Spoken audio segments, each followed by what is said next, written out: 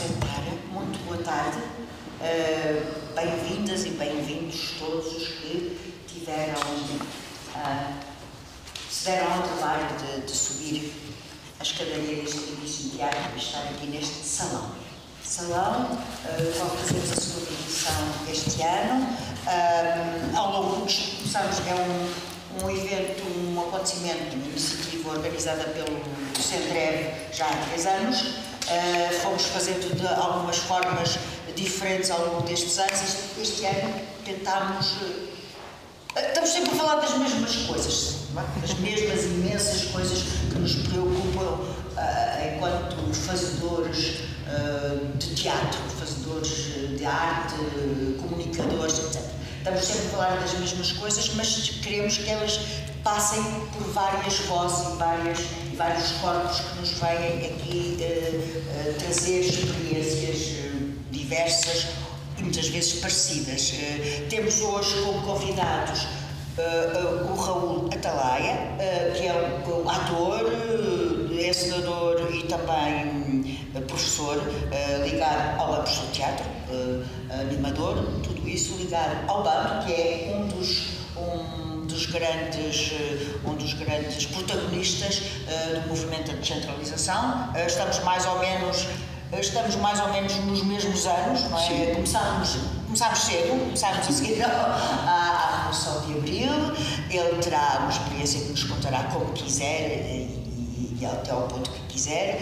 Temos Nuno Moura, que até há bem pouco tempo foi diretor do Museu do Teatro e da Dança. Passou agora, acabei de saber que passou agora para a Casa da Cerca. Casa da Cerca, em Almada. Foi curador de variadíssimas exposições enquanto diretor. A última chama-se, não estou a mentir, Aplauso, 40 anos a celebrar o teatro. Sim. Foi a última, sim. É evidente, de Gil Vicente também. Mas a exposição que anda a fazer itinerância é a Liberdade. Exatamente, uma exposição que vai estar patente também aqui em Évora e que acompanha, digamos, é um contextualizador de vários espetáculos que foram fabricados por várias companhias, sempre com a ideia de celebrar o 25 de Abril. Não é?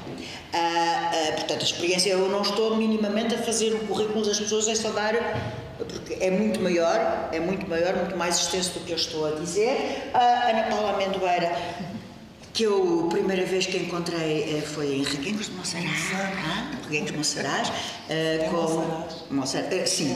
Monsaraz, como vereadora do... Não era vereadora. Não? Era o festival. Não era vereadora, nunca fui vereadora. Pronto, mas eu lembro-me de um gabinete, pronto, era do gabinete, era da área. Pronto, sim, organizava o festival. Depois, neste momento, tendo sido a menina fez uma prestação extraordinária. Dessa vez em Monserrat. Isto é um galhardete que a gente que nós temos aqui. Foi verdade. Isto para dizer que a Ana Paula, que está neste momento ligada, é vice-diretora da CCRD, é assim que se diz, depois das direções regionais de cultura terem sido extintas e absorvidas pelas CCRs. Estas coisas são sempre complicadas. Bom, proponho uma conversa muito livre. Eu começava por desafiar o Nuno, porque já tem uma coisa já mais ou menos organizada. Organizada não diria, mas pronto, alguma coisa para começar. Exatamente, alguém tem que começar. Sintam-se à vontade para questionar. Penso que é mais simples assim. Se houver uma questão que seja muito premente ou muito óbvia na altura, acho que se pode fazer. Depois passaríamos aqui para o meu caríssimo colega Raul e acabávamos, mas sempre com o convite aberto à participação. Muito obrigada. E cá vamos nós. Ok, obrigado.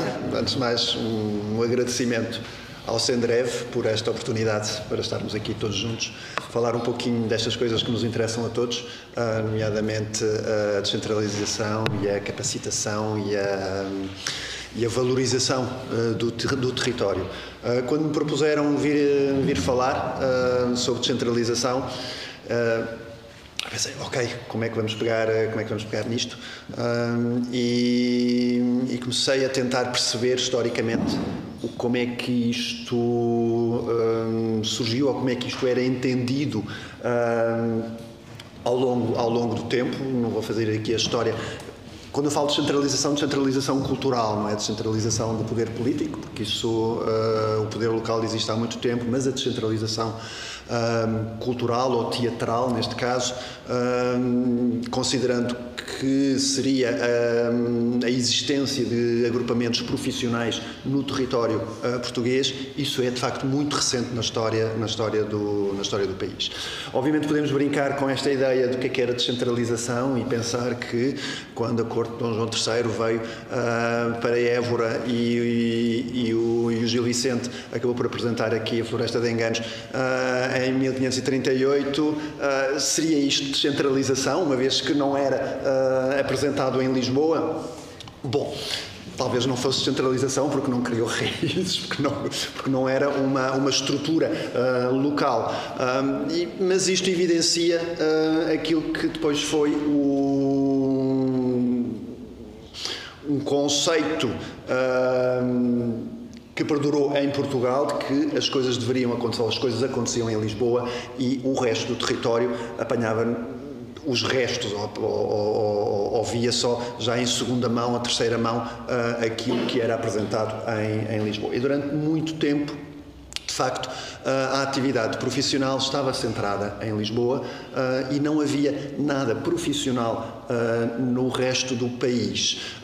Isto durante muitos séculos. Obviamente que terão surgido companhias itinerantes que faziam da itinerância teatral a sua profissão, mas nenhuma delas estava sediada em nenhuma cidade ou em nenhuma terra. Portanto, era uma trupe que ia com as suas carroças e com os seus carros de terra em terra e apresentavam as suas peças. Uma outra coisa que acontecia era, de facto, as companhias profissionais em Lisboa, principalmente durante o verão, circularem pelo país. E, portanto, esta era uma outra forma de as terras das populações fora da capital poderem ver teatro. Era, de facto, momentos, dias, 2, 3 dias em que as companhias vinham às terras e apresentar os seus espetáculos. Mas, portanto, nada disto criava uma estrutura, nada disto criava um hábito regular nas populações, nem uma necessidade ou uma exigência pelas populações de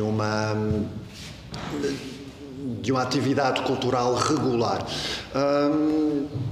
Já entrando então no século XX, estou aqui a fazer de facto uns lapsos muito grandes de tempo, mas entrando no século XX, temos um Estado Novo que vai perpetuar esta ideia de que Portugal é Lisboa e o resto é paisagem e, portanto, não vai mudar a estrutura daquilo que é a lógica de profissionalização, nomeadamente teatral, mantendo as companhias em Lisboa, com eventuais digressões pelo país. Em 1936 há de criar o Teatro do Povo, uma companhia estruturalmente itinerante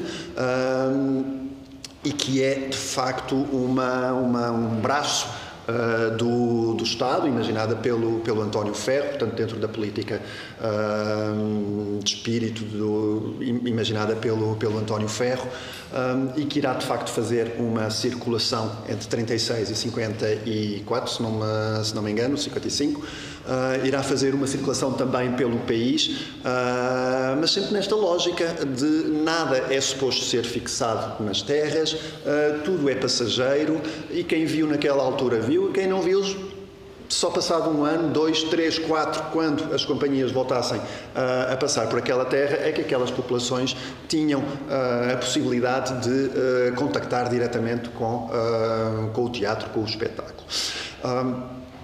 E mesmo quando o Estado Novo cria aquilo que será o início dos apoios estatais, chamado Fundo de Teatro, em 1950, com a aplicação em 1954, já nem sequer havendo a desculpa de que nos países ditos desenvolvidos ou aqueles a quem Portugal normalmente olhava e copiava, como França, que entretanto já tinha criado os seus centros dramáticos pelo país. Depois teremos aqui alguém que poderá falar um bocadinho melhor sobre a experiência francesa, mas mesmo os países que eram considerados o exemplo do país, onde já havia uma lógica de facto de descentralização cultural, nem isso serviu para o Estado Novo pensar o país de uma forma mais global, de uma forma mais equilibrada, e então, como eu estava a dizer, o sistema de apoios, aquele que vai dar origem agora ao sistema de apoios eu olho aqui para o Raul, porque a DG Artes é uma presença permanente na vida destas pessoas. Portanto, o Fundo de Teatro foi criado para financiar a atividade em Lisboa. Depois havia um bocadinho de dinheiro, se restasse dinheiro da atividade em Lisboa, era usada no teatro experimental, portanto naquilo que poderia ser considerado as novidades ou exercícios que não eram necessariamente profissionais, e se restasse então dinheiro era para poder ser dado às companhias itinerantes ou quem quisesse fazer a itinerância pelo país. Portanto, mesmo já em pleno século XX, a lógica da descentralização não existe. O que existe é a possibilidade de fazer digressões, a possibilidade de alguém ir, e como eu estava a dizer, de uma forma muito simplória, a dizer migalhas ao resto do território, ou seja, haver a possibilidade de alguém ver um espetáculo se tivesse sorte. Mas tudo irá mudar um certo dia, na alvorada do dia 25 de abril de 1974, em que de facto existe ou é criada ou surge uma nova lógica de organização do território, um pensamento diferente sobre aquilo que deve ser Portugal, uma vontade de partilhar, e pronto, temos aqui pessoas que estiveram presentes neste movimento e que depois poderão de facto falar um bocadinho do que é que foi essa experiência e essa vontade de facto democratizar o acesso à cultura, democratizar o acesso à atividade teatral e ao espetáculo. Lembrando que logo a seguir ao 25 de Abril, no verão de 74 e até ao novembro de 75, existiu um conjunto de atividades chamadas ações de dinamização As ações de esclarecimento não eram da quinta divisão? Sim, os da quinta divisão, mas não era um esclarecimento, não era a palavra do esclarecimento, era campanhas de dinamização cultural, em que eram ações, portanto, alguns saberão, com certeza, eram ações mistas entre militares e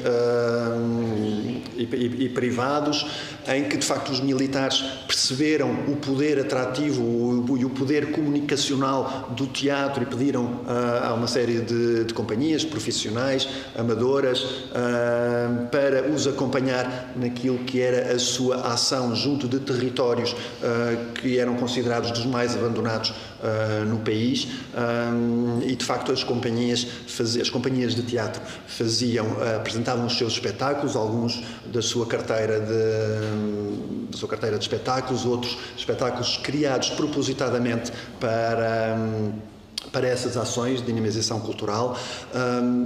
e que serviam também para esclarecer um bocadinho as populações daquilo que estava a acontecer no resto do país, ou seja, a grande transformação política e social, e aquilo que e a parte militar trouxe outro tipo de vantagens a essas populações, nomeadamente coisas muito práticas de canalizações, de levantamento de pontos, enfim, isso tudo. Havia ali já uma mão no ar?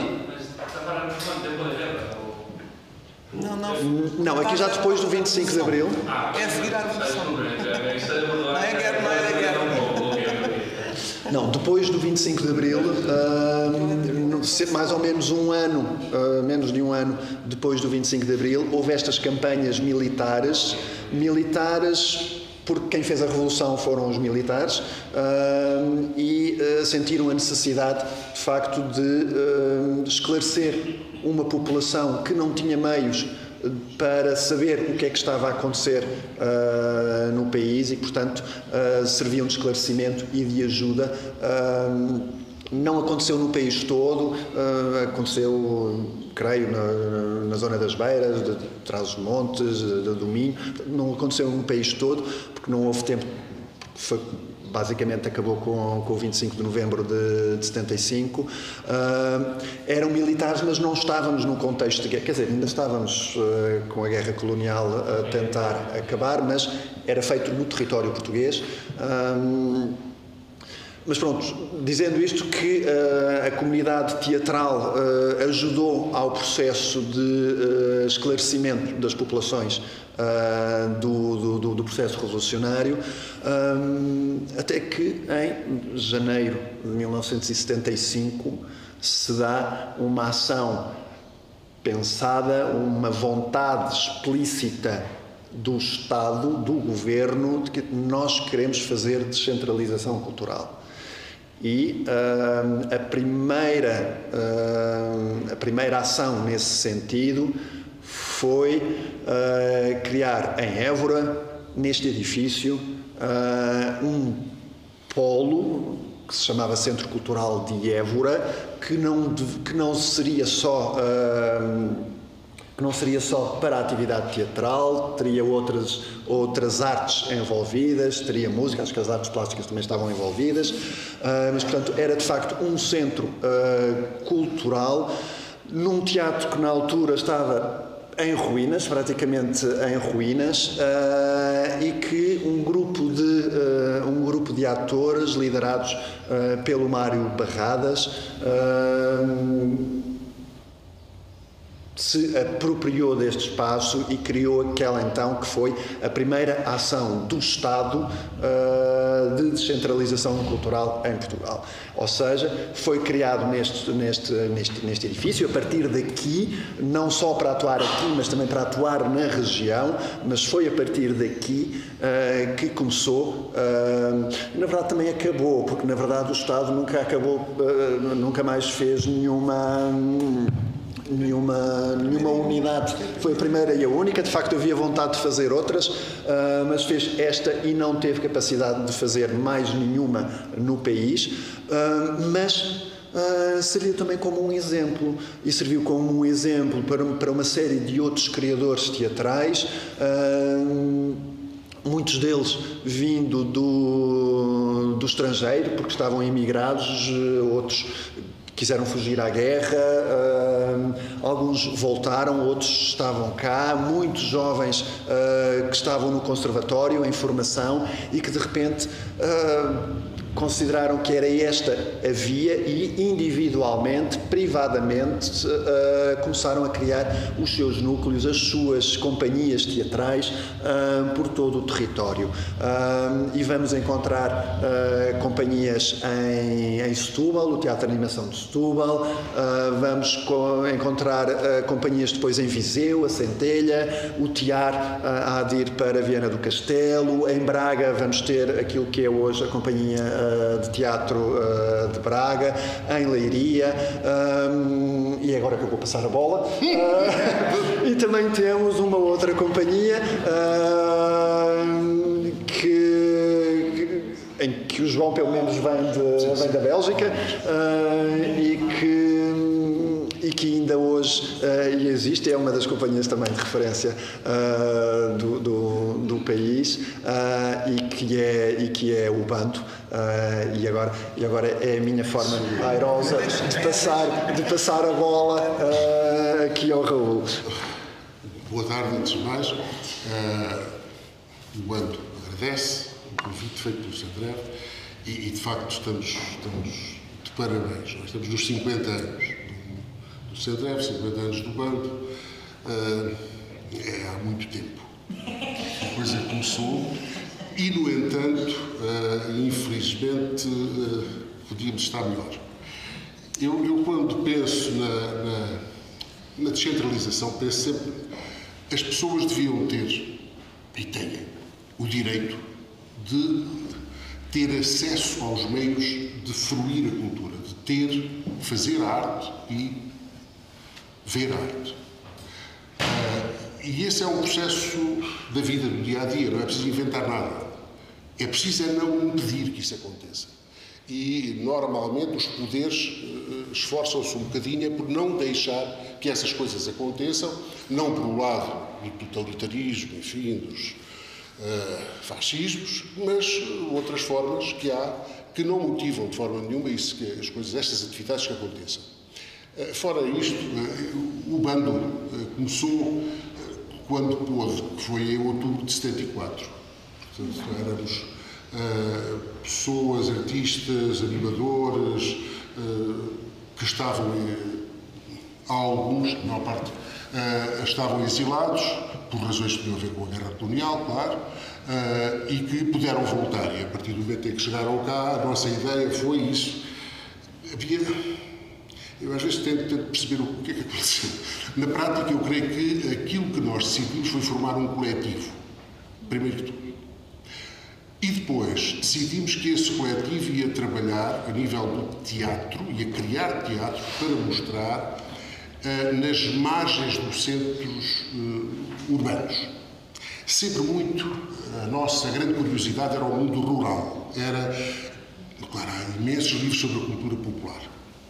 Então, de França, e nós, claro, inspiradíssimos neles. Mas nós não conhecíamos essas pessoas. Não conhecíamos as pessoas que viviam nas aldeias, em Portugal, e sabíamos que faziam coisas incríveis, a nível de tudo, a nível da arte em geral. Mas nós não os conhecíamos. Ou tínhamos uma ideia muito sobranceira, uma ideia que aparecia em todos aqueles filmes que houve, que foram feitos, e que nós podíamos ver como é que se fazia e tal. Mas aquilo, pronto, Giacometti, enfim, todas as pessoas que andaram envolvidas nisso davam-nos bocadinhos. Criaram uma curiosidade imensa da nossa parte e criaram uma vontade grande de trabalhar, no nosso caso, a partir de a infância e juventude para a comunidade. Nós começámos, a nossa primeira sede foi as cozinhas abandonadas completamente do Palácio Valenças, em Sintra. Já fora de Lisboa, já em Sintra, para aquele lado. E fomos lá porque eles disseram, aqui não há nada. Então, mas estas coisas aqui que estão aqui cheias de caixotes e de coisas, se vocês quiserem, isso é convosco. E nós, de facto, passámos uma boa parte da nossa vida a utilizar aquilo que os outros não percebiam para que é que servia, antes, pelo contrário, era um incómodo para eles. Aliás, isso acontecia muitas vezes, que nós depois arrumávamos aquele incómodo, punhamos aquilo tudo bonito, e eles diziam, olha, boa ideia para vocês irem-se embora, porque há outras pessoas que têm direito.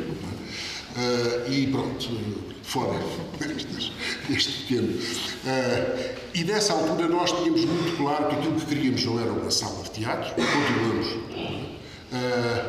Queríamos um espaço de criação, queríamos possibilitar a presença de públicos antes do espetáculo, durante o espetáculo e após o espetáculo. E haver esse encontro com eles, connosco. Só estilo anedótico, o Bando em 50 anos andou mais ou menos 100 km, porque começámos a recuperar umas cozinhas em Sintra e agora estamos a recuperar umas pocilgas em Valdebarris. Portanto, digamos que continuamos a recuperar aqueles espaços que as pessoas não veem muito bem, que serve para teatro, concretamente. Fora isso. E depois, nessa altura, para nós, o que é que era muito interessante era porque o coletivo? O coletivo porque precisávamos de estar com artistas, com pessoas que estivessem a discutir sistematicamente aquilo que se estava a passar. Claro, era um momento único, excepcional, o pós-25 de Abril, a capacidade imensa de pôr tudo em causa, porque era possível pôr tudo em causa, as defesas dos poderes ainda não estavam tão organizadas e, portanto, era possível baralhar as coisas com relativa facilidade. Nós tivemos em Viseu, na zona de Viseu, com os militares. Ok, nas campanhas. É verdade, nas campanhas. Porquê? Porque íamos experimentar. O que é isso? Vamos lá ver. Depois, dissemos, ok, já percebemos, vamos embora. Guardámos uma caixa de granadas, que é um dos símbolos do teatro urbano, se viram nas nossas fotografias, porque nós andávamos a dizer, temos aqui uma série de coisas, não temos nada para pôr, e alguém dos militares disse, pai, umas caixas de granadas, já não tem lá granada nenhuma. Olha, obrigado. Pronto, isto para vos dizer que há memórias, não é? Isto são 50 anos, passa sempre por aí também. Nós, nessa altura, aquilo que fazíamos sistematicamente era ir, por exemplo, durante a semana às escolas, trabalhar com as crianças, fazer espetáculos para crianças, jovens.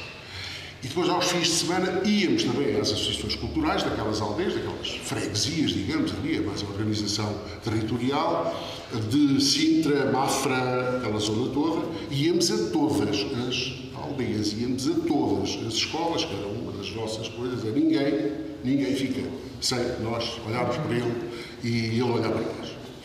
E essa vontade de, sistematicamente, pôr-nos em causa perante as pessoas e, ao mesmo tempo, convidar as pessoas a, de facto, contagiarem-nos, não é porem-nos em causa, mas obrigarem-nos a fazer coisas, foi uma das aprendizagens, já agora, para dizer a questão da itinerância. De facto, se um artista pensa que a itinerância é só levar um espetáculo, chega ali e faz o espetáculo e Deus vai embora, não é nada. Isto é, não é trabalho artístico. É outra coisa. A itinerância para o artista é um momento único de nós nos pormos, de facto, reavaliarmos completamente. Porque nós temos um objeto artístico, trabalhámos, fizemos, e chegamos a um sítio novo. Nós não sabemos como lidar com aquele espaço. Temos público completamente novo, quer dizer que não tem nenhuma informação anterior, queira ou não queira, há um público bando, digamos, que nos vai acompanhando, já há algumas referências, pelo menos. Mas quando fazemos itinerância, não. E, portanto, o artista ali é que pode aproveitar aquele momento para de facto experimentar, para de facto fazer coisas boas. É uma oportunidade que o artista tem e que normalmente é pouco utilizada pelo artista. E eu queria também, já agora falar, como há bocadinho tinha dito,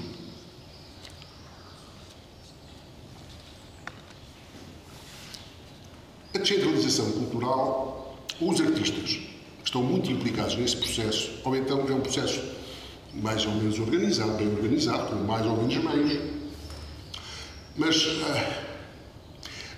o artista tem que se interrogar, tem que pôr questões.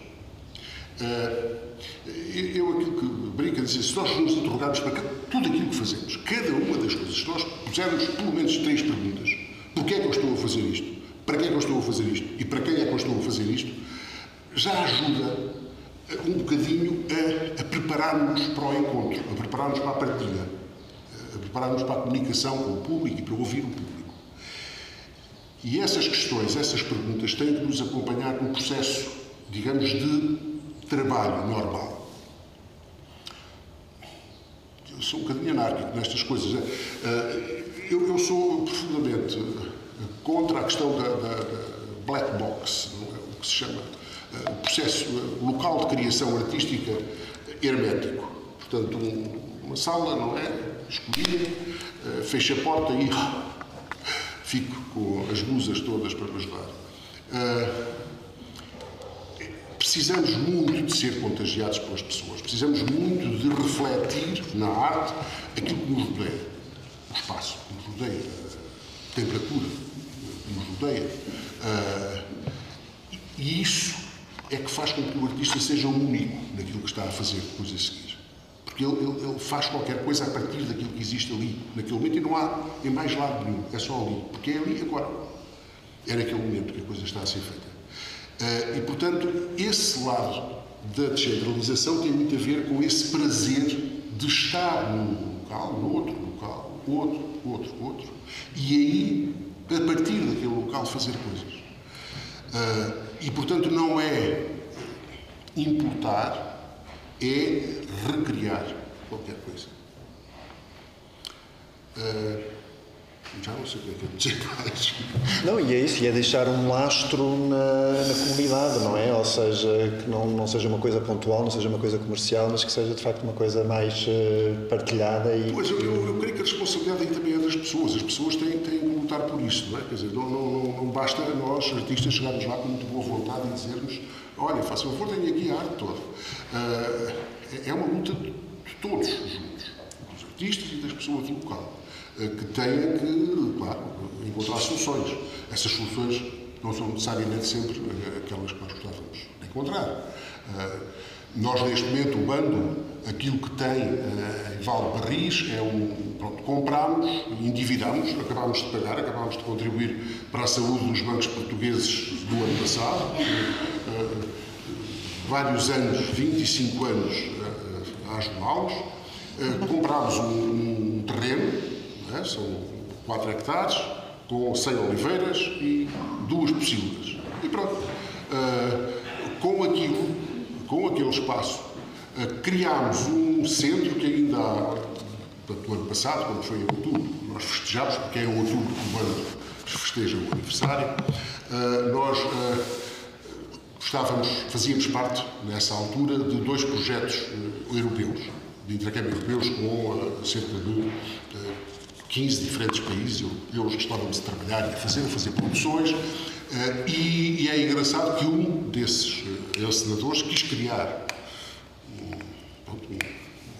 uma peça de teatro ali no nosso espaço, porque ele disse que estávamos perante um centro cultural europeu que não se via, invisível, não é? Agora que andamos na questão de digitalizar, não é?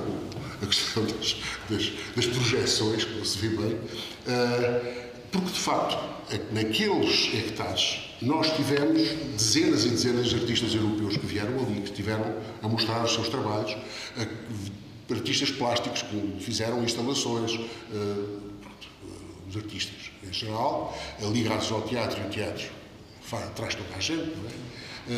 E essas pessoas, o tempo, como é tudo ao ar livre, o tempo faz o favor de, digamos, de integrar, fica tudo debaixo da terra. E foi isso que nós fizemos, brincámos e que fizemos reviver um bocadinho, foi de facto essa memória que ali, em Valdebarris, as pessoas que por ali passam, veem, sem lá estar, os artistas todos a trabalhar. A tal transparência do local de trabalho é tanta que nem lá está ninguém. Vê-se tudo na imaginação de cada um. Pronto, é isso que eu acho que nós somos quem cria a possibilidade de partilharmos emoções, de criarmos memórias, de sermos felizes, se for possível, já agora. É isto. Muito bem, muito bem. Só fazer uma questão. Imaginemos se o banco tivesse ficado nas quintas, nas cozinhas, seria outro banco? Naturalmente, não podíamos deixar de ser, não podíamos deixar de querer ser outro banco. O bando esteve, inclusive, começaram a chamar coisas, eu vejo outras coisas à cabeça. O bando esteve em 77. Fomos desafiados, houve aqui uma grande luta em Lisboa dos teatros, fizeram um favor na altura de não nos dar apoio durante um tempo, e nós apanhámos o convite que nos fizeram para ir fazer levantamento cultural para Vila Real de Bragança. Era nitidamente para nos expulsarem aqui para fora. E que nós gostávamos imenso desse favor que nos fizeram, e fomos para lá. Isso foi um espaço, digamos, de uma importância enorme para o teatro, para a arte conforme nós a vemos. Esse contacto com todas as formas de criação artística, de exposição das obras de arte, que era feita naquelas aldeias todas, por ali. Aquilo que nós fizemos, digamos, o primeiro grande evento que nós organizámos foi os Jogos Populares Transmontanos, e que não era mais do que isso. Foi nós íamos aos sábados e aos domingos ver as festas. E aquilo era música pimba, não é? Como se chama e tal. E ficávamos um bocadinho decepcionados. Que chatice e tal. Mas agora não podemos dizer às pessoas que isto não presta para nada, não é? Mas dizemos.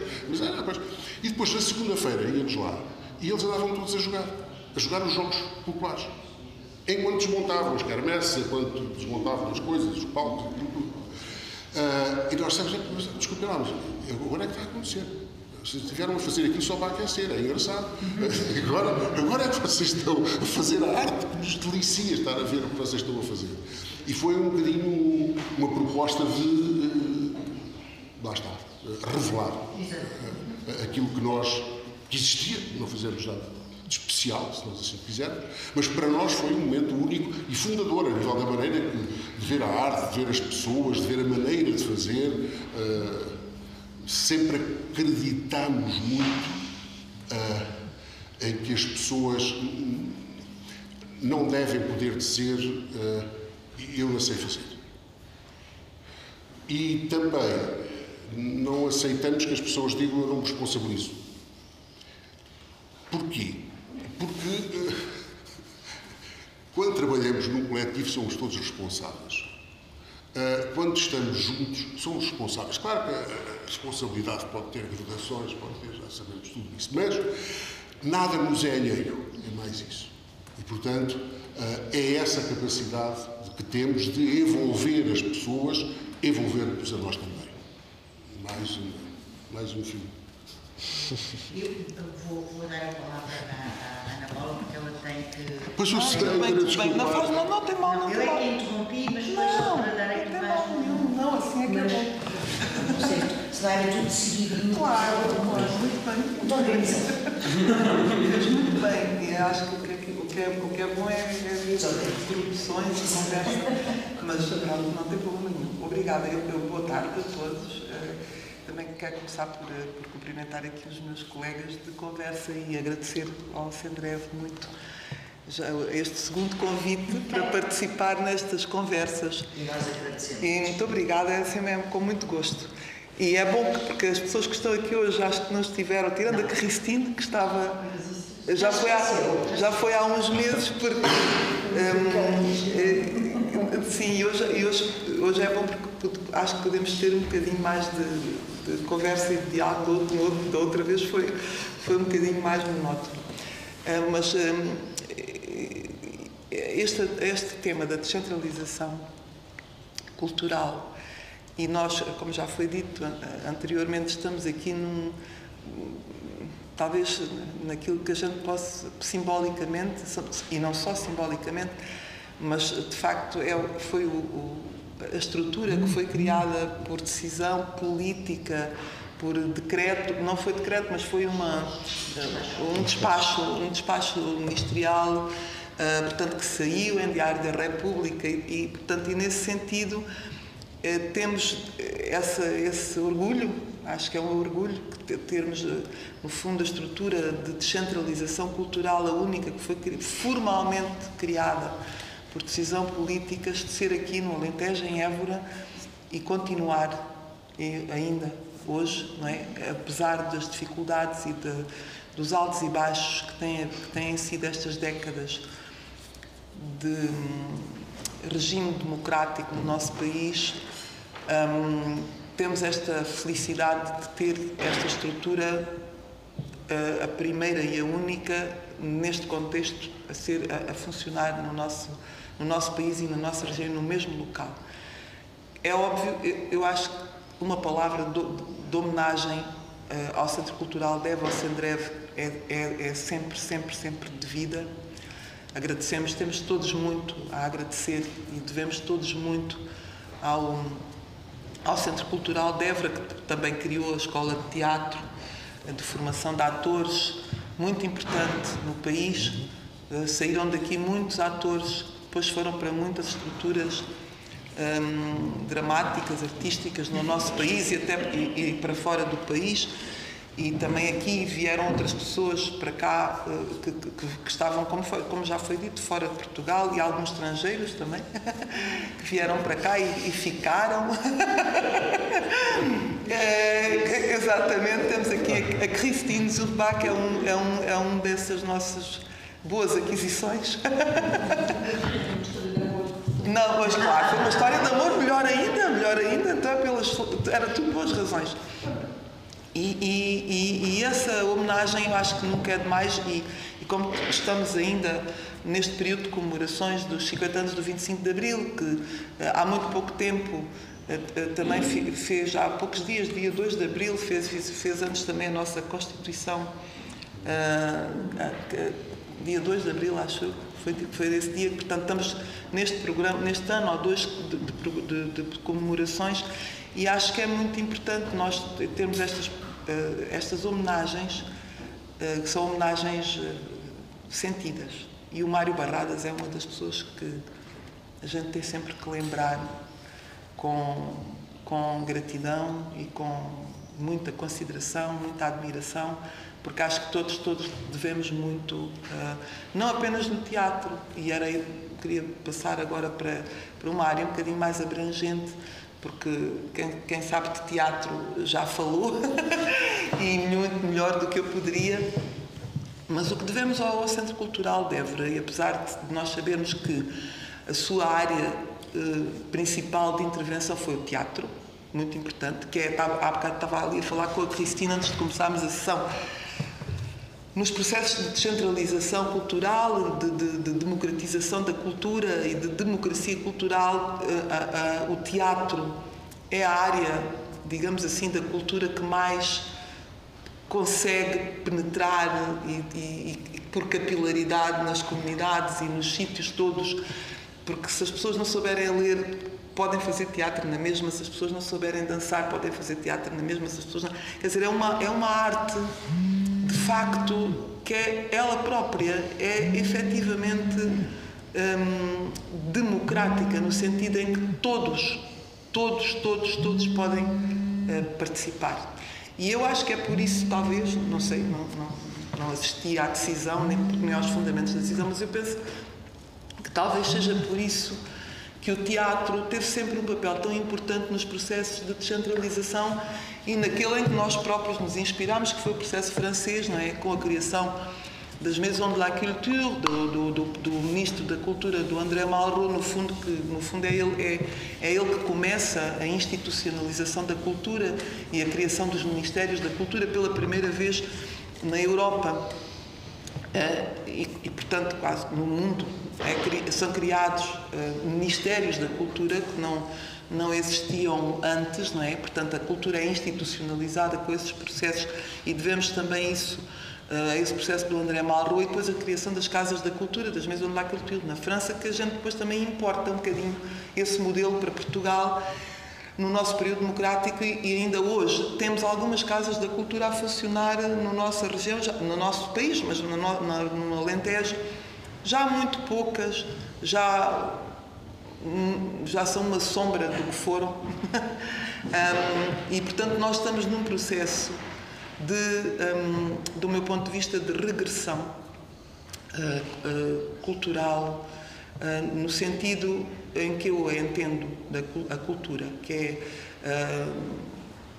é a democracia cultural, ainda mais do que a democratização cultural. Quer dizer, mais do que garantirmos o acesso das pessoas à cultura, que é uma condição básica, naturalmente, mas mais importante do que isso é garantir as condições para que as pessoas possam elas próprias fazer os seus processos culturais, produzir cultura, ser elas próprias os agentes da sua própria vida, no sentido mais abrangente e global e completo da vida e, portanto, da felicidade, e mais do que serem apenas, digamos, espectadores do teatro do mundo, não é? E isso é que é o grande objetivo, podem dizer que é utópico, e será, com certeza, mas mas não é impossível, porque nós temos experiências e situações que sabemos bem em que o que está ali a acontecer é democracia cultural, não é apenas democratização, é muito mais do que democratização.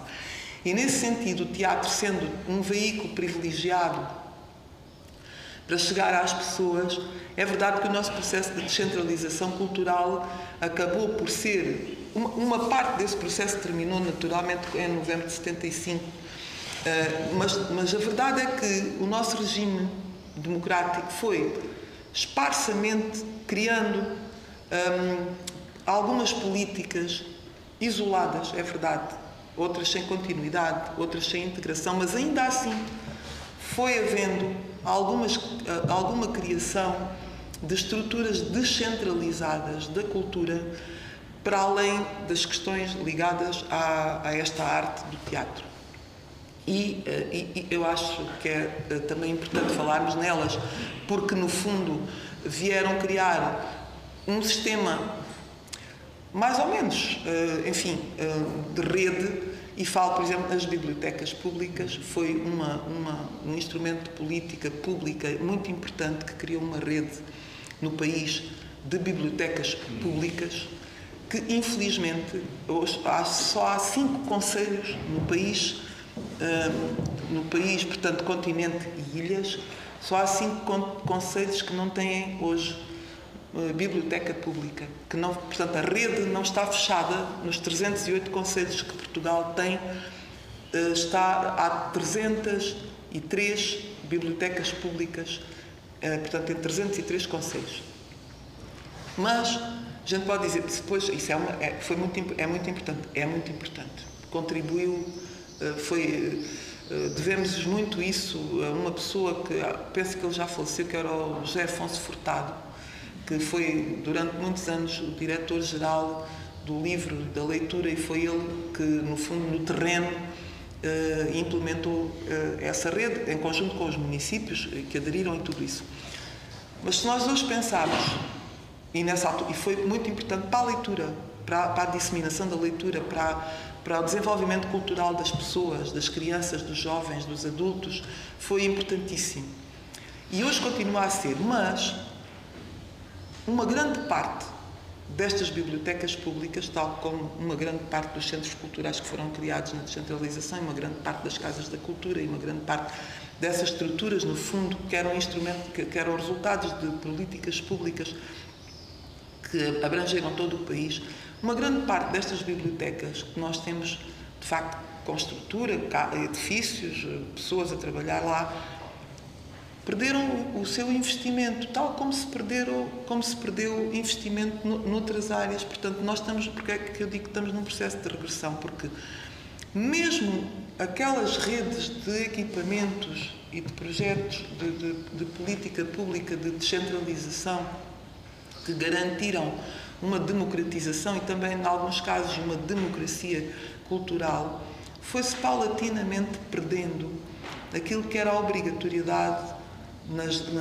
no processo de criação, por exemplo, da rede das bibliotecas públicas ou das casas da cultura, que era investimento. Por exemplo, na rede das bibliotecas, investimento para a compra de fundo, a atualização do fundo bibliográfico das bibliotecas. A maior parte das bibliotecas públicas, que são municipais, com muito poucas exceções, por exemplo, a Biblioteca Pública de Évora não é municipal, e Évora não tem uma biblioteca municipal porque tem a Biblioteca Pública, que é a biblioteca pública mais antiga do país, fundada no século XVIII, e é a única biblioteca no país que está na tutela da Biblioteca Nacional de Portugal. Portanto, de facto, para nós também é um grande orgulho, em Évora, termos esta biblioteca. E, portanto, a Biblioteca Pública de Évora não serve para este exemplo que eu estou a dizer, porque é uma biblioteca que depende diretamente do Estado Central e da Biblioteca Pública, da Biblioteca Nacional de Portugal, por causa do acervo patrimonial que tem, bibliográfico e documental, de enorme importância. Mas, tirando a Biblioteca Pública de Évora, todas as outras bibliotecas são bibliotecas municipais. O que é que acontece? Havia um contrato, não é? Quando o Estado dá o dinheiro para as bibliotecas municipais, há um contrato de programa com os municípios. Os municípios tinham que ter, as bibliotecas tinham que ter quadro de pessoal, com técnicos superiores, com técnicos, com assistentes técnicos, com os serviços educativos e fundos bibliográficos. Hoje em dia, a maior parte das bibliotecas públicas não tem fundos bibliográficos atualizados. Não recebem, não há depósito legal, porque só há depósito legal na Biblioteca Nacional e na Biblioteca Pública de Évora, que é a única biblioteca a sul de Lisboa que tem depósito legal, quer isto dizer, recebe todas as publicações que se fazem no país, mas o resto, as outras bibliotecas não fazem, e as câmaras, paulatinamente, por várias razões, porque cada concelho tem uma realidade, foram, a maior parte, não todas, naturalmente, não quero nem posso ser injusta, mas paulatinamente foram deixando de investir nessa atualização. Ora, a coisa pior que há para uma instituição cultural é ficar parada no tempo. Fica uma espécie de um equipamento cultural suspenso e que só lá vão aquelas pessoas que não precisam de ser ganhas para a causa da cultura, não é? São as pessoas que vão todos os dias, têm o hábito de ler o jornal à biblioteca, porque as bibliotecas compram alguns jornais, ainda. Mas às vezes vão, pronto, há algumas pessoas pedir um livro, mas uma grande parte das bibliotecas, algumas têm programação cultural e educativa, mas uma grande parte das bibliotecas não tem atualização de fundos bibliográficos. Ora, isso é como, por exemplo, as casas de cultura deixarem de ter ateliês de teatro, ateliês de poesia, ateliês de dança, de uma série de oficinas que tinham nesse período. Eu estou-me a lembrar, por exemplo, da Casa da Cultura de Beja, que era uma casa de cultura ativíssima, tinha uma programação extraordinária, tinha horas do conto, tinha teatro, tinha ateliês de expressão corporal, enfim, tinha tanta coisa. Hoje em dia não tem muito pouca coisa, ou quase nada, quer dizer, tem lá um ateliê funciona lá umas instalações da BD, da Bienal de Banda Desenhada, e pronto, tem assim umas coisas, mas quer dizer, aquela coisa fervilhante todos os dias, abre todos os dias, está o dia todo aberto, as crianças, os jovens, os adultos vão, há conversas como esta que a gente aqui está a ter, há teatro, há música, há ateliês, há leitura, há horas do conto, há miúdos a brincar, quer dizer, isso é uma casa de cultura, quer dizer, é uma casa onde as pessoas vão, onde estão a fazer a vida delas e a conversar, e mesmo que não estejam a fazer nada que a gente diga, não estão a fazer nada destas coisas mais oficiais da cultura. Então, mesmo que vão lá só conversar, é ótimo. É só para se encontrarem, para tomarem um café. Uma casa da cultura tem que ter um bar, tem que ter um sítio onde as pessoas possam estar a conversar com um café, ou com uma cerveja, ou com uma água, o que for. Portanto, e isso nós vemos que estamos num tempo em que estamos, no fundo, com uma espécie de resquícios do que foi esse tempo. E não temos, até agora, uma política que, no fundo, muda o ciclo, não é? Já não tem que ter sempre a mesma coisa, sempre igual, e porque os tempos mudam e as pessoas mudam e tudo vai mudando. O que temos é que este ciclo da descentralização, da chamada descentralização cultural, que no fundo durou relativamente pouco tempo, mas depois houve coisas que se prolongaram, mas que se prolongaram de uma forma até já um bocado decadente, que é aquilo que eu acho que, se uma biblioteca não atualiza os livros, os fundos bibliográficos, é uma biblioteca decadente, por exemplo. É a minha visão. Ou um arquivo que não tem os seus documentos organizados e há consulta pública, tem lá os documentos, mas se ninguém souber o que há lá para poder investigar, é um equipamento cultural que não está ao serviço das pessoas. E, portanto, nós hoje estamos a viver um tempo, do meu ponto de vista, acho que, pronto, infelizmente acho que é evidente, não é? Para todos, em que estamos Eu não estou a falar de Lisboa, porque o tema da conversa é descentralização cultural, portanto estamos a falar dos sítios onde a gente está, não é? E eu falo do Alentejo, pronto, que é a região onde nós estamos e que eu conheço melhor e onde trabalho e que percorro muitas vezes, e eu sei bem o que é o Alentejo. E o que é o Alentejo do ponto de vista da descentralização cultural? Hoje em dia, o Alentejo, falar de descentralização cultural no Alentejo é brincadeira, não existe. Não existe. Porque o que é que há? Olha, aquilo, por exemplo, que estava a dizer há bocadinho, quando ia aquelas pessoas que quando estavam a fazer desmontagem das estruturas é que estavam depois a fazer aquilo que eles a jogar e tudo isso, e porque os espetáculos pimba, nós o que temos hoje gastam-se fortunas em entretenimento, que é muito importante.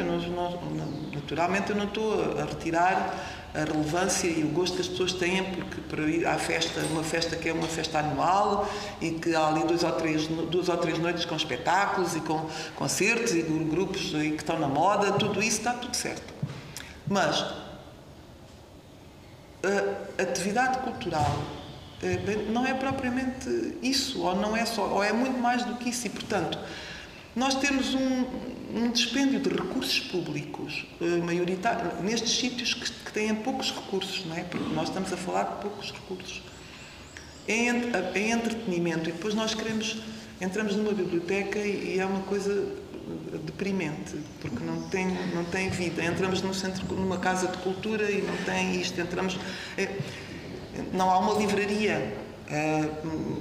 Há pouquíssimas terras no Alentejo que têm uma livraria, pouquíssimas.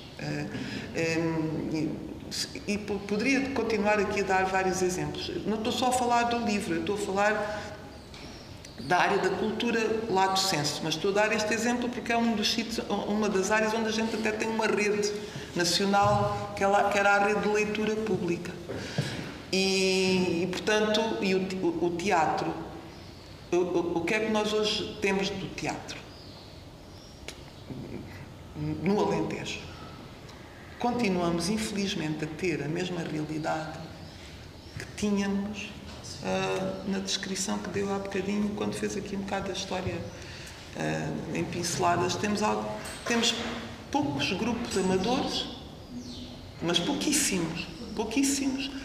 Temos alguns grupos que começam e terminam, que fazem coisas ad hoc, quer dizer, para comemorar aquela data ou aquele ano, ou não sei o que, fazem um teatro, um grupo e encenam uma peça, uma coisa de caráter mais amador.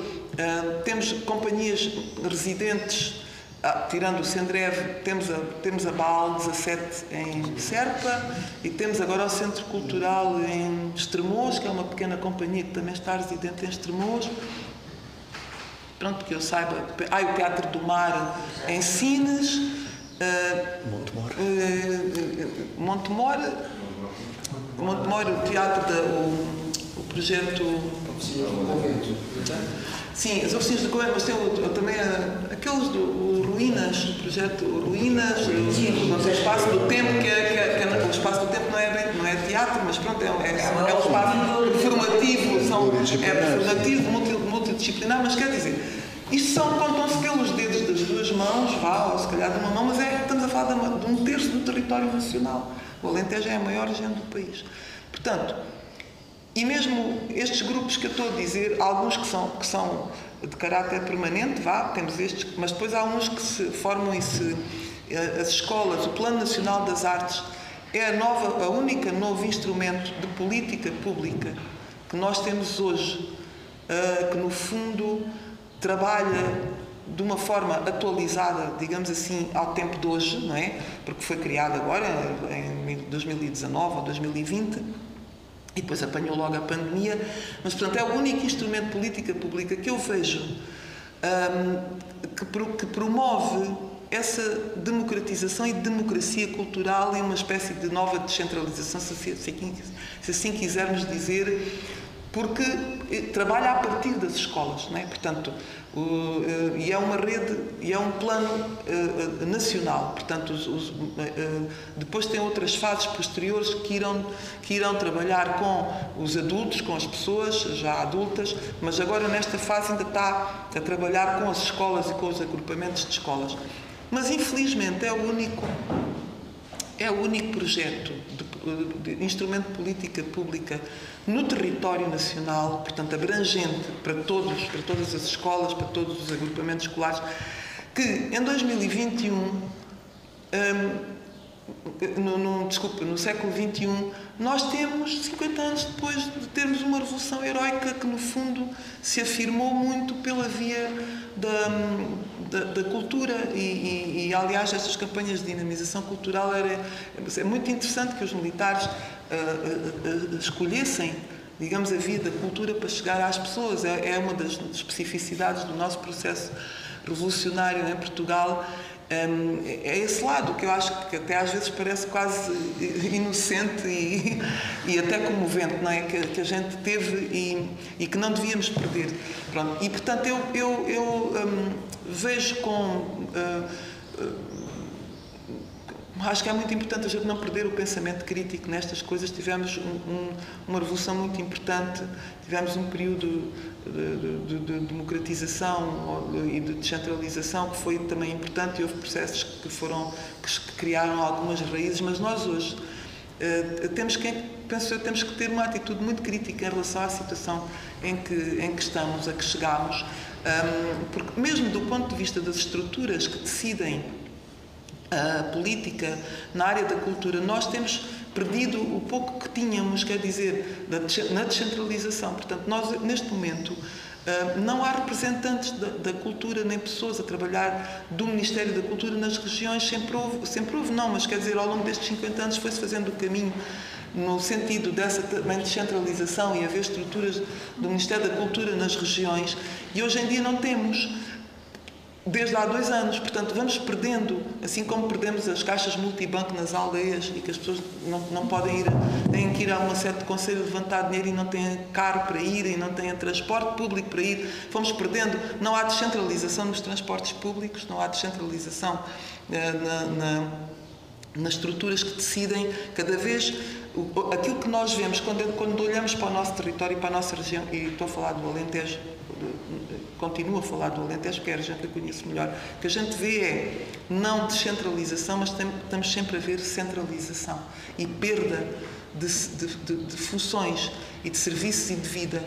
E, portanto, a gente está numa situação que eu acho que é bastante preocupante, que deve merecer da nossa parte uma espécie de movimento de refundação das coisas, não é? Não é para desanimarmos, nem para sermos pessimistas, porque isso não nos leva a lado nenhum e não há lugar para isso. Quando a gente fala quando a gente trabalha em cultura, não pode haver pessimismo, porque a gente estamos sempre a mudar e a evoluir. E mesmo quando as coisas são muito difíceis, é aí mesmo que a gente precisa de estar mais empenhados e de ter mais força e de ter mais crítica. Ao contrário, quando as coisas correm mais ou menos bem, a gente pode ir descansar e baixar os braços. Quando há dificuldades é que é preciso a gente apostar, trabalhar, criticar e puxar. Portanto, a gente precisa de uma refundação na área da descentralização, se a gente continuar a chamar aqui assim. Há hoje em dia, esse termo também já é questionado, e acho interessante, porque já teve o seu tempo, porque no sentido em que há algumas correntes de pensamento que dizem que os territórios não precisam que se leve a cultura aos territórios, ou os territórios têm a sua própria cultura, precisam de condições para a desenvolverem, para produzirem o seu próprio pensamento, o seu próprio modo de vida e a sua própria visão do mundo. Mas pronto, as coisas têm tempos, e naquela altura era importantíssima a descentralização cultural, e o modelo francês que nos inspirou foi importantíssimo para o desenvolvimento do povo português e sobretudo das regiões que não eram regiões das grandes cidades como Lisboa e o Porto. Portanto, nós precisamos muito hoje, e já peço desculpa que vamos já calar, porque senão depois já estou na mesma senda da outra vez, para podermos discutir, mas acho que muito necessário que que nós reclamemos, construamos e tenhamos essa atitude de pensamento crítico no sentido de reclamar uma espécie de refundação descentralizadora ou de democracia cultural que nos está a fazer muita falta e que só o Plano Nacional das Artes é claramente insuficiente para poder criar eu queria alertar que demorou 47 ou 48 anos a acontecer, mas a DG Artes criou ou está a tentar criar, implementar uma rede de teatros e cineteatros que tem 3 anos, se tanto, e portanto ainda está a ser validada, no fundo. Mas pensar que de facto foi preciso quase meio século e mesmo assim para se conseguir pensar em algo minimamente cruzado no país. E não está a funcionar. Pronto, isso é depois é outra discussão. Pronto, mas houve um pensamento, mas pelo menos houve uma tentativa de criar uma... A intenção é boa. De criar um conjunto, uma rede nacional. Pode ainda não estar nas suas condições ideais, mas foi preciso meio século. Foi preciso meio século para implementar uma lógica de rede cultural no país. E, portanto, de facto, há aqui muito caminho que... Mas repare, desculpe interrompê-lo, mas essa rede são equipamentos que os municípios construíram, não é? De teatros, auditórios, teatros... Mas na realidade, nessa rede, é como estava a dizer o Raul, nessa rede circulam espetáculos. Não é, quer dizer, uma espécie de quase de itinerância. Sim. Não é aquela itinerância, não é trabalho cultural com as pessoas, está a perceber? É uma rede, pronto, eu acho que já que se teve essa intenção, foi uma pena perder-se a oportunidade de ir bastante mais além do que um programa de circulação entre entidades, porque isso é melhor que nada, pois é. Sim, é melhor que nada, mas, bem, eu acho que deviam ter tido uma ambição maior e, sobretudo, dar também mais autonomia pronto, mas isso não é... Depois é uma discussão para outra. São como as cerejas. Exatamente. E os temas e os focos são múltiplos. São muitos, exatamente. Não podemos pensar que... Numa hora se esgota, claro, é impossível. E até pensar, faríamos hoje da mesma forma, ou o que é preciso hoje? Claro. É o mesmo que era preciso há 50 anos? Não, mas o meu ponto é que nós, de uma forma incompetente, ou se calhar não incompetente, propositada, não sei, ou porque deixámos de ter aquela força e aquele interesse e aquele investimento que houve na área da cultura e nos territórios, nos sítios onde não havia praticamente nada, não é? E em vez de termos aproveitado esse investimento importantíssimo que foi feito no país para estes equipamentos, uma série de coisas, nós acabámos por nos acomodar-nos, quer dizer, os poderes, os municípios, os ministérios, enfim, pronto, em 50 anos muita gente passou por cargos de decisão, mas paulatinamente fomos perdendo essa necessidade de continuar a investir, porque a cultura não tem fim. Quer dizer, o trabalho em cultura não acaba, nunca tem fim, nunca está feito, nunca. E a gente tem que ter isso. Agora fizemos a biblioteca, está lá os livros postos, está um técnico superior, e estão 2 assistentes, e está não sei o quê. Pronto, agora estamos descansados. Não.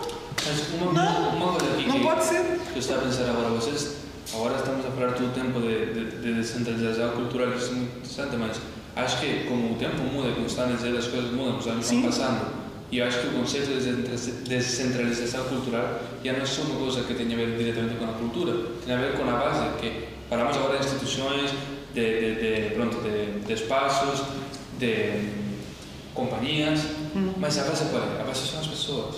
E acho que a descentralização cultural, agora a palavra pode ser mudada por globalização, que isso faz que interconecte tudo.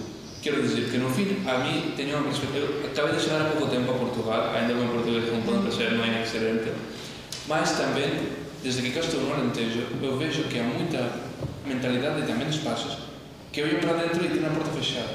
Isso acaba por ser que não tem o espaço a tu entrares, a tu conheceres, a tu seres bem-vindo.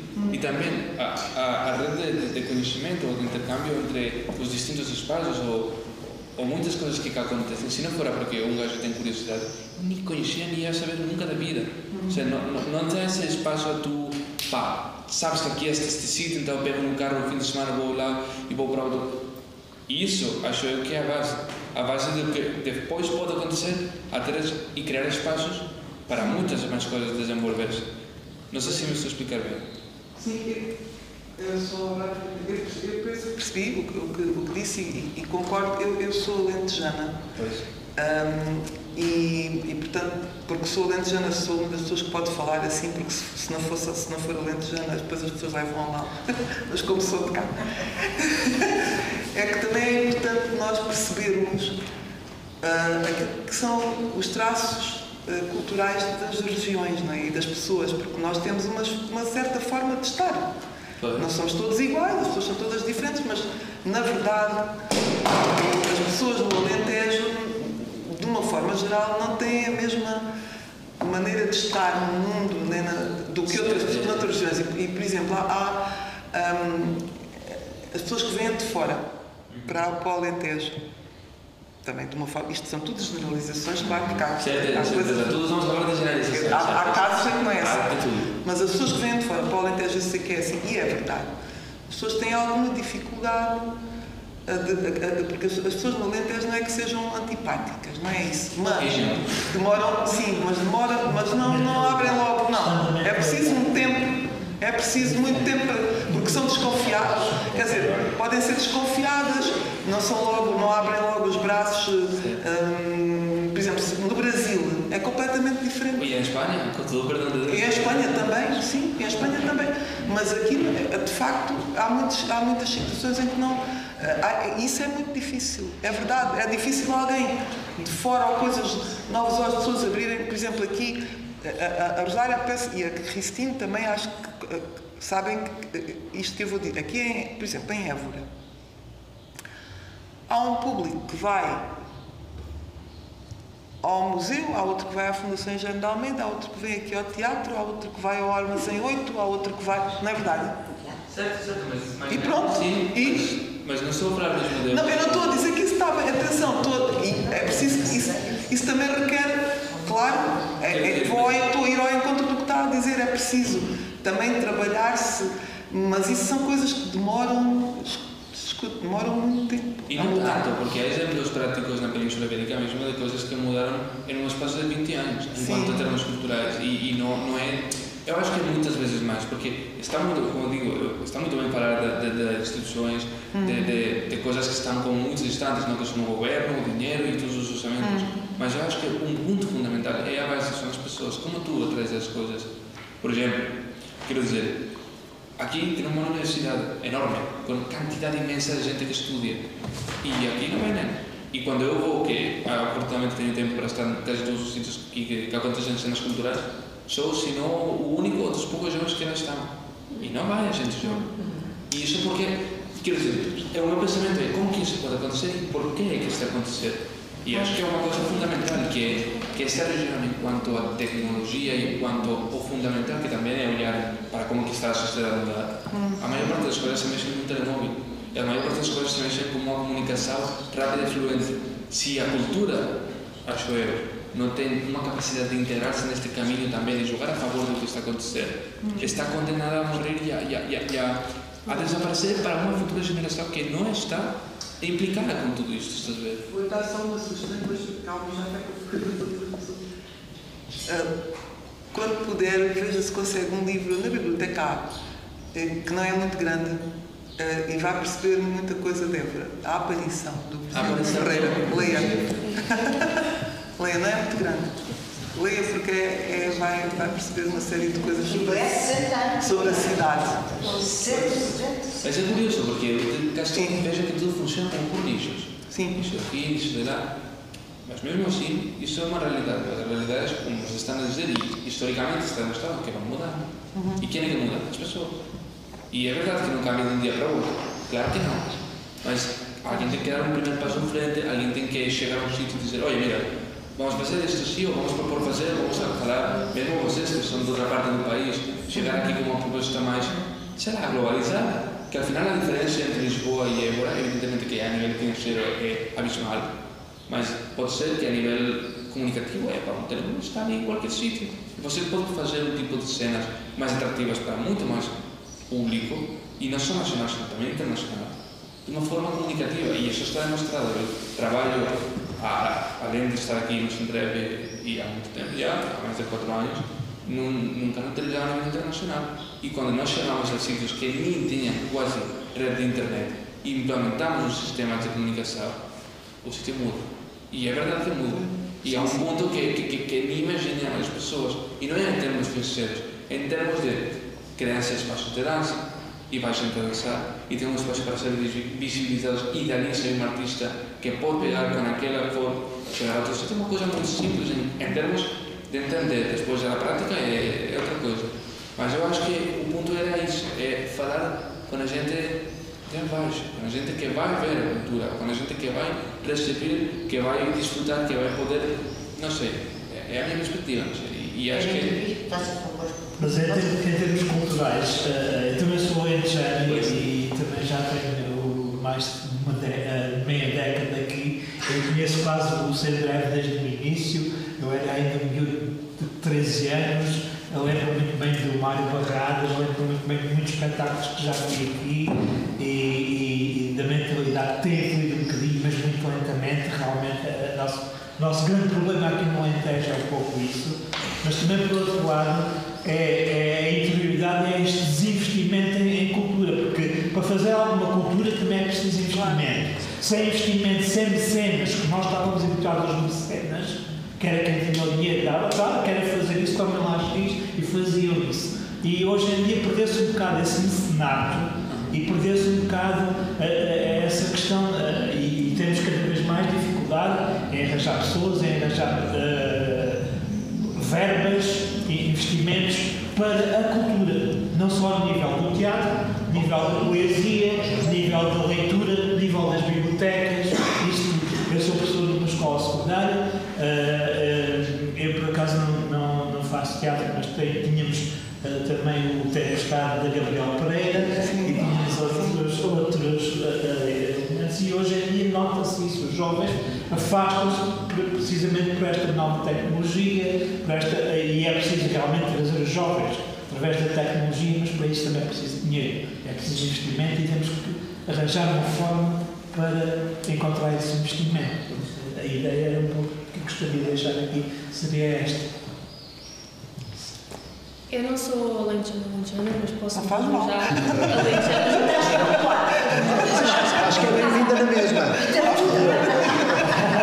Já logo há 10 anos tive a oportunidade de estudar em escolas onde foi na André Rezende e na Gabriel Pereira, que foi onde muita coisa de arte e vamos escrever e vamos fazer isso e aquilo e o outro sempre foi muito proposto, mas eu também faço parte do outro lado da sociedade, que é o lado das pessoas mais velhas, de tentar perceber e entrar dentro daquele mundo, e a maior parte que está cá, dentro da cidade, são idosos, e provavelmente eles até gostariam de estar cá, só que eles não têm como chegar cá. Se eles não têm como chegar cá, como nós não podemos arranjar uma opção de tentar levar para mais perto? Sendo que há câmaras mais pequeninas ali, não sei se chamam-se câmaras, mais pequeninas, e há ali praças. Podem não ser coisas que impliquem tanto dinheiro, mas algo que façam com que eles saiam de casa, que também tenham cultura, porque nós estamos falando dos jovens. Tudo bem, eu estou na universidade também, eu estou no polo, eu estou no desporto, estou em vários polos, e nós não vemos nada sobre arte, nada. Nós só temos coisas sobre explicações e quartos nas paredes. No entanto, a universidade tem uma escola de artes, não é? Mas com teatro, com audiovisual. Essa escola Essa escola está muito fraca. Todo o coração não. Eu venho também da Escola de Artes de Barcelona, e aquilo quando eu entrei era de madre de Dios bendito. Isto é uma escola de artes. Pois acho que está um pouco fraquinho. A escola de artes é completamente desligada de todos. Pois é isso. isso. Há uma escola de artes... E nós fazemos pontos. É o mesmo princípio sempre da compartimentação das coisas. Mas a região está toda assim. Se não há, por exemplo, há bocado falava dos transportes. Isso que estava agora a dizer, as pessoas mais velhas não têm a maneira de vir porque também não os vão buscar. Mas a região é toda assim. Quer dizer, mas nós não podemos ir. Se eles não podem vir até nós não podemos ir. Claro que sim, mas para isso é preciso haver trabalho, investimento e pessoas para fazer. Está a ver? Como é que... Quer dizer, as coisas não caem do céu. Tem que haver planeamento, investimento e trabalho.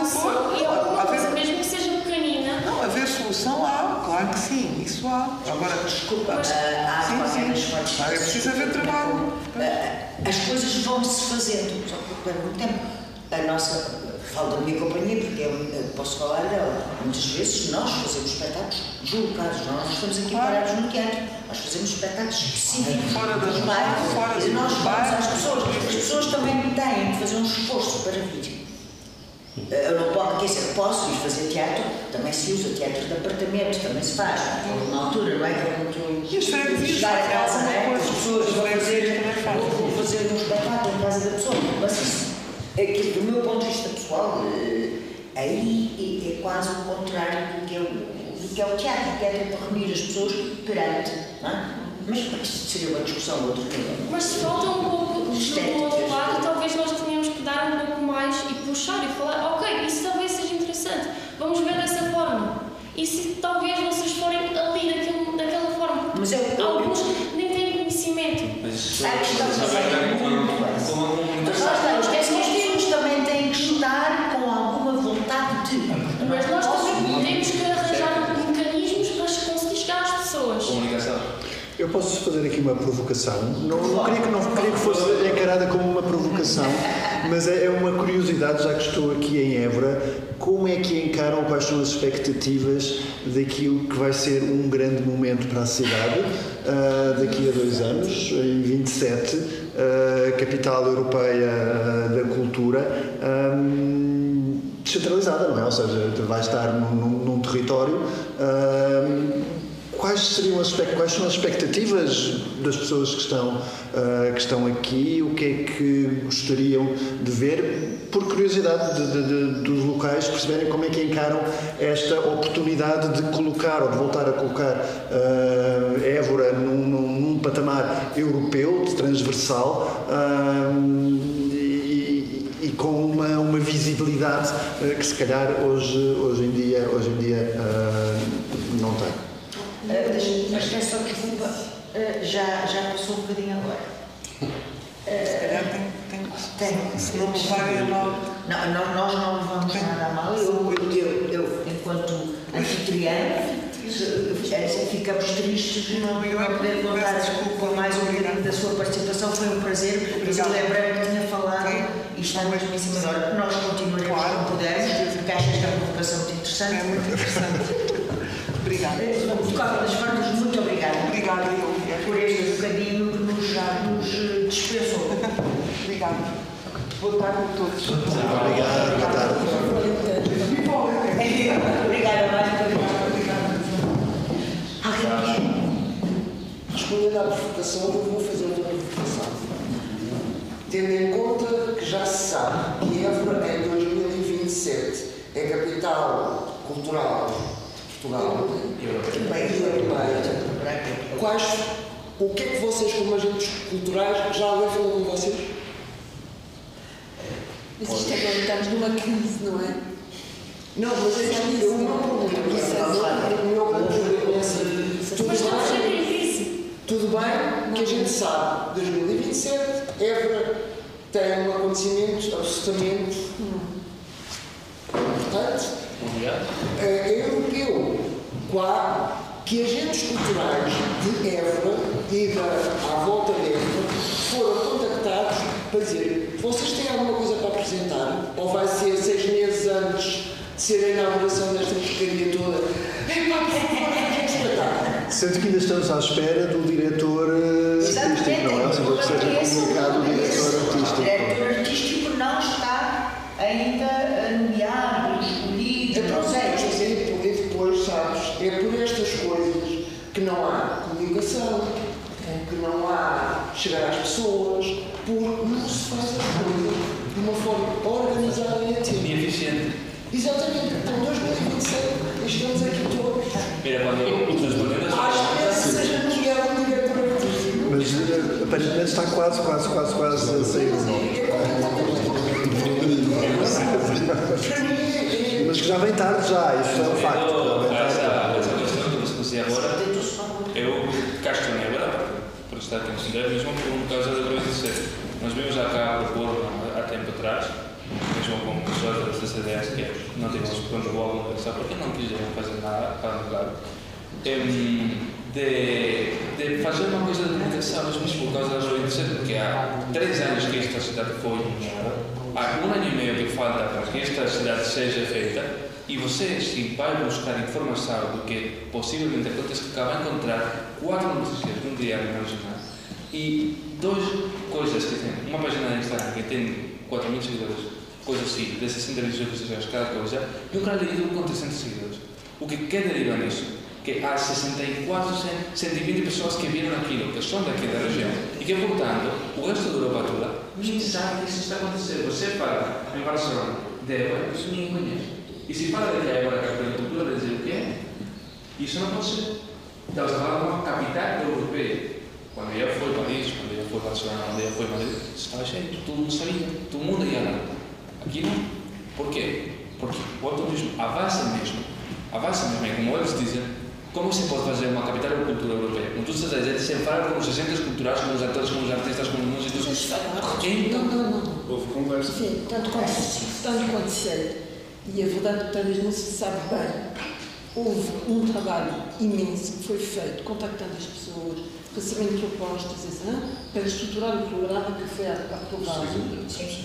Mas não ter elogiado que tinha uma comissária que acabou por ser substituída, e não vamos nos enganar muito, por problemas de conflitualidades políticas. Portanto, quando isto começa assim, estamos assim um pouco mal. Portanto, neste momento que eu penso que, independentemente da pessoa que agora está a diretiva, que há uma equipa que está a trabalhar de modo a que isto não seja o fim, que seja o contrário, o começo. Eu não faço ideia de se foi bom ou mau o que se fez antes, mas vocês souberam, portanto, disso, não é? Que, como é que ela se chamava? Paula Garcia, a equipa de que tinha feito o trabalho todo, mas aquela equipa foi isso. era substituída por uma pessoa. Exatamente. Então, onde é que estamos nós privilegiados, não é? Nisso tudo. Eu acho que estamos pessimamente informados sobre o andamento das questões. Se descobrirmos uma certa altura que há um conflito que também envolve o equilíbrio interno da Câmara, a relação com o Ministério da Cultura e o papel que o Ministério da Cultura teve também nessa decisão, começamos a perceber um bocado melhor. Pois. Portanto, quando as coisas chegam a esse ponto, eu penso que é muito bom eles terem reagido e posto mãos à obra outra vez, porque há de haver coisas que não vão poder ser feitas. Eu ouvi falar ontem de um centro de arte, de espetáculos, não sei o quê, vai ser mais ou menos à porta da minha casa. Sim, eu não vejo lá obras que não saibam. Está pronto a ser implantado, mas eu acho que é de Lego. Ok? Então um dia a brasileira e uau! É isso. Do meu bairro também vou ver. Mas só para vos dar outro exemplo assim. A ginestrada que acontece em Portugal, vejam o budget de comunicação e peguemos capital, a cultura europeia, qual é o budget de comunicação? Quem é que encara? Sabe isso? Já não estou a falar das grandes capitais, mas sei que tem teatro, tem companhia de dança, que é uma cidade pequenina. Vou falar de outra cidade, Białystok, que é no norte da Polónia. Quem é Białystok? Uma cidade que é do tamanho de Leiria, que tem só uma companhia de ópera, uma companhia de dança, uma orquestra sinfónica, 4 teatros só de marionetes, 4 teatros só de marionetes e 2 teatros que eles chamam de pessoas. Quem em Biel sabe que Évora é a capital da cultura da Europa. Mas é assim, ninguém se mexe controlar, mas nós temos que ter poder de reivindicação. Sim. Temos de chegar a ter à porta dos senhores que tiveram a ideia, que é boa, de transformar Évora na capital da cultura da Europa, chegar a ter, são lá, o que é que os senhores andam a fazer? Mas tu lês no plano que está estipulado no projeto que foi oficializado, que foi aprovado e que foi, por lo tanto, servido para aquela arquitetura, no apartado de comunicação, que é o que nós estamos trabalhando lá, põe uma coisa muito clara, põe riscos, atenção ao risco, uma comunicação deficiente que não chega às pessoas, esse é um risco que está escrito e firmado, digo, olha, quando estou falando, digo, isto é um risco, isto é uma realidade. Então, isto não é um risco, isto é uma realidade. Uma comunicação deficiente já está implantada. Um risco seria fazer algo que fracassasse, mas não fazer nada e ficar ali a receber 7 milhões de euros que estavam autorizados para o Departamento de Comunicação. Eu digo, olha, atenção, com 7 milhões de euros você abre um canal de televisão que chega ao mundo inteiro e trabalha nisto, isso é o que custa. Eu sei que não me vejo muito bem na parte, pronto, sou uma senhora antiga, portanto, todas estas tecnologias às vezes baralham, mas eu andei a procurar informações. Eu não consegui nada. Não, mas vai ver. Eu estou a 150 km de Évora. Tive a notícia agora. Pois. Agora eu tive a notícia que Évora vai ser capital da cultura da Europa. Em 2017. E eu sou português e vivo em Lisboa. Sobre agora. É muito só. Casa de pergunta. Só agora. E eu vejo sinais, vejo notícias. Nos jornais falou-se deste escândalo, substituição da comissão, não se fala. Como? Não deixe mentir. Falou-se em termos de... Falou-se, sim. Falou-se porque foi a entrada da nossa lista. Nós sabemos muito pouco. Não, mas a questão era Mas é muito estranho. como é que isto poderá ajudar a um reposicionamento da cidade? No fundo era mais um... Claro, era no sentido que sim, ou seja... Mas as respostas não existem muito. Pois, pelo desconhecimento, não é? Custa a sair. Mas, por exemplo, eu sei que em Montemor, a companhia de marionetes Almadrame.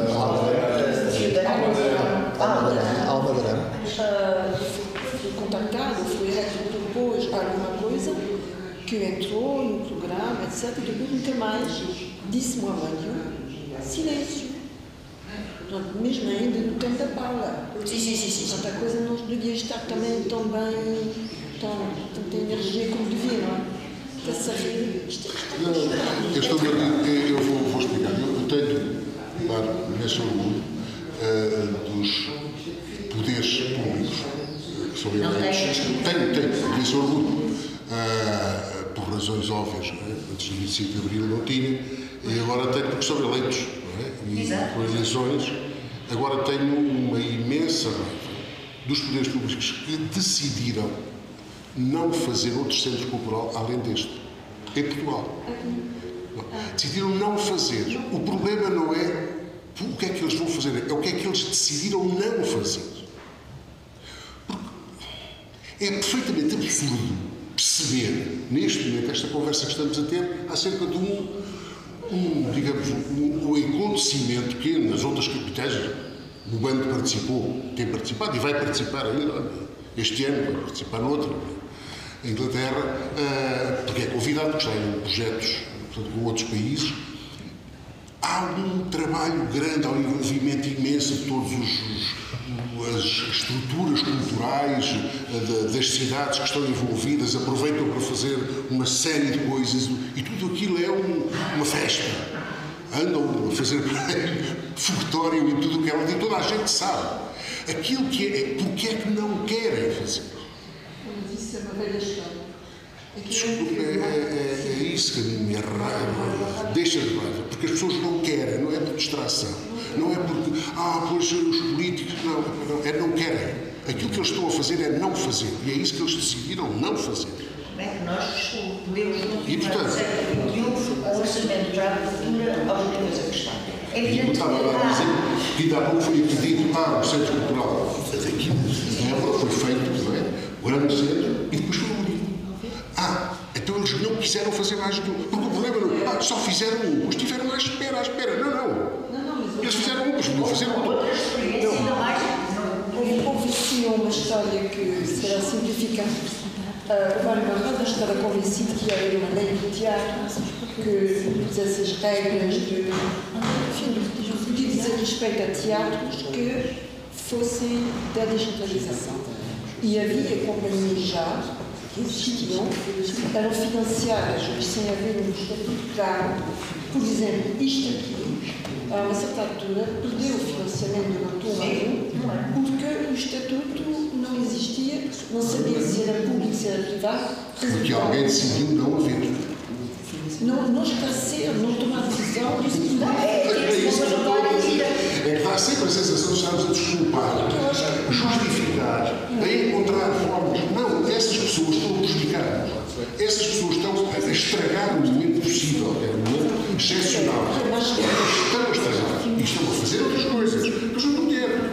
Não estou em casa a passar férias, não. Estão a fazer coisas.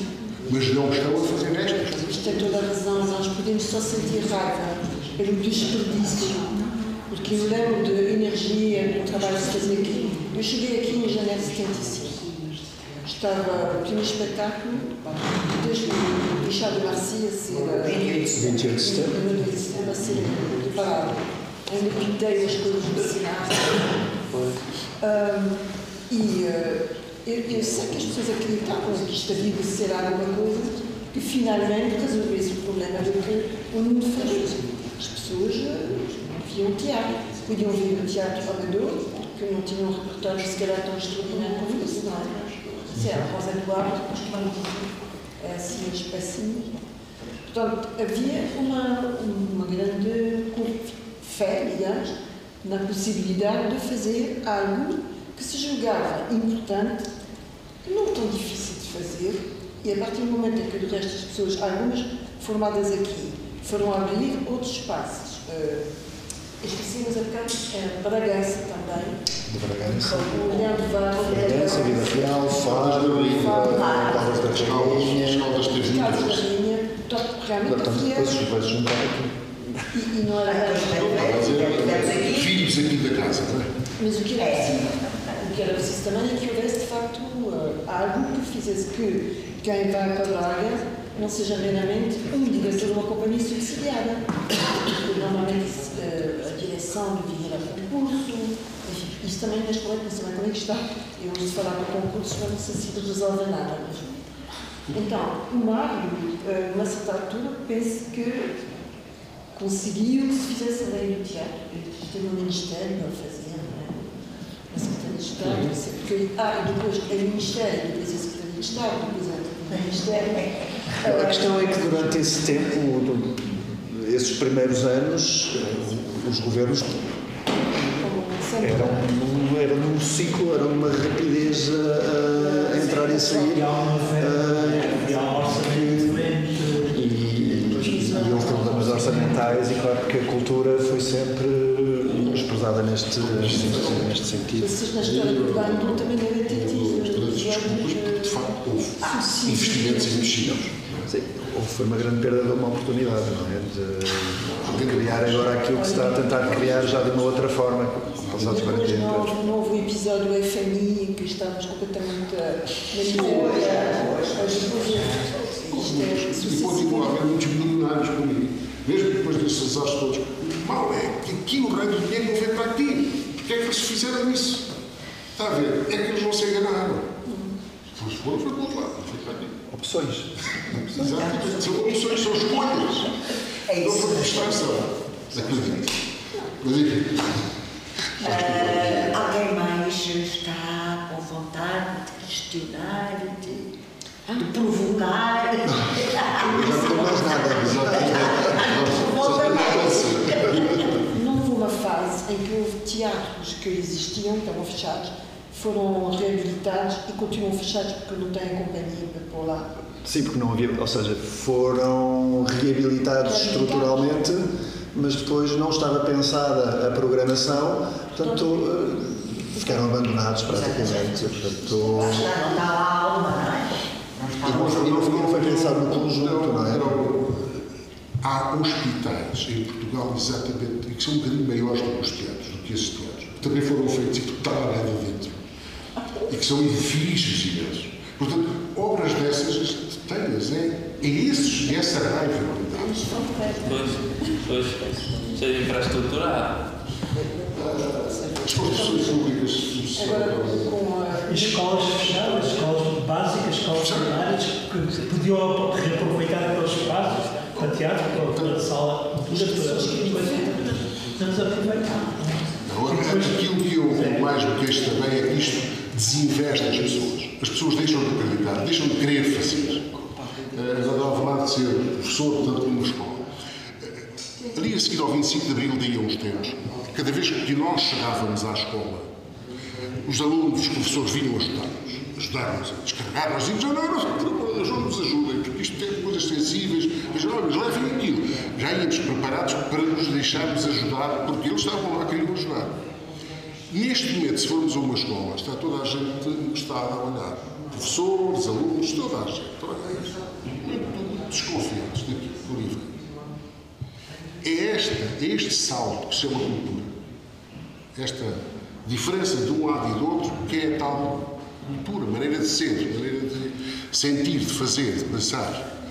E isso aí nós estamos a desinvestir cada vez mais, a perder cada vez mais, cada vez que há decisões deste género, como agora está a acontecer com a Évora Capital da Cultura Europeia. As pessoas deixam de acreditar. Encostam-se à parede e ficam a olhar. Vai haver não sei o quê, sim. E isso, acuso-os, não sou acusola, mas acuso essa gente, não se acusa essa gente que está a fazer isso. Está mesmo a estragar isto. Aqui fez um esforço enorme na publicidade, a companhia, publicidade, para que o público viesse cá, nos primeiros tempos. E havia uma certa hostilidade, uma hostilidade certa, da publicidade. Quem são esses?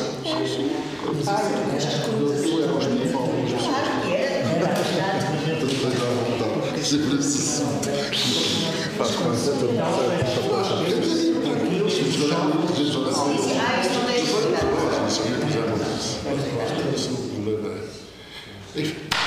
Há um atraso de 40 anos, não é? Muito obrigado por este bocadinho. Há um atraso de 40 anos, não sei, não é?